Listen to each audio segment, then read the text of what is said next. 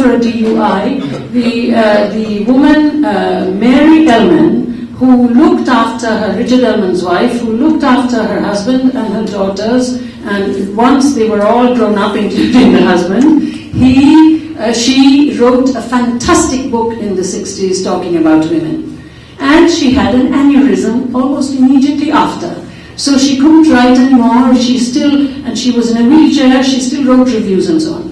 Then a little bit later she had a stroke, and then still went on. Then a little bit later she had a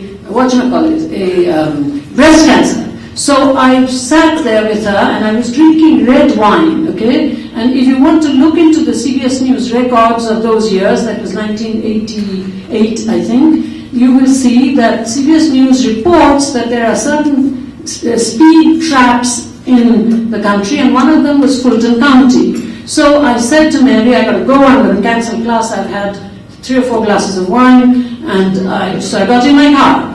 And that was one of those speed traps. And the street was like this in the morning when I had driven cold sober. I had crossed the yellow line, and I was going. Nobody drove that street without crossing the yellow line, but I was zapped and I failed the breath test. Now the thing is that I am all the time taken to Homeland Security. Whenever I come into the country and told that I could be deported, I wasn't convicted obviously of anything, and I was an idiot. If I didn't take a lawyer, he or she would have taken it off my record. I pleaded myself because I thought, come on. And so this, I could say a lot more about this jail experience and what happened, how I understood African American as it is. I understood it because I taught at Emory, but nonetheless, African American class formations and resentments and so on and so forth. Anyway, let's forget that.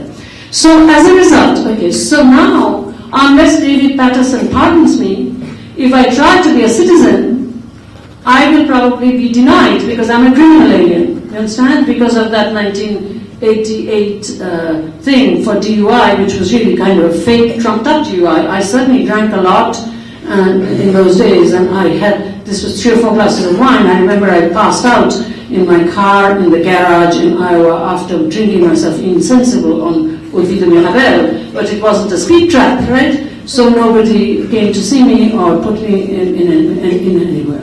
So therefore, I still remain in the United States. I think it's a fantastic place because there are libraries, because I've taught more than 1,000 people, and it gives me a sense of what it's like at this end of the spectrum. Because when I go at that end of the spectrum, I can see disguised and hidden a desire to be like this. And I know what the faults are here, because I don't teach South Asia. I'm not a native informant. I teach English, French, and German on the PhD level at the most powerful university in perhaps still the most powerful city in the world. So therefore, I'm totally at this end of the spectrum, right?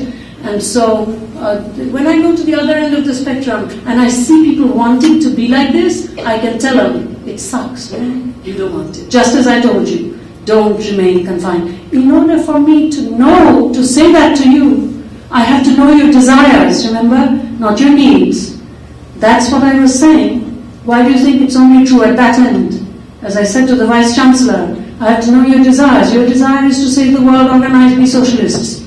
And our friends were speaking to your needs, but what I'm trying to say is, therefore, I will not leave the United States unless I'm asked to leave. And I don't think it depends. Do your fieldwork here, as I do my fieldwork in India also. So it depends on what you do, not where you're at.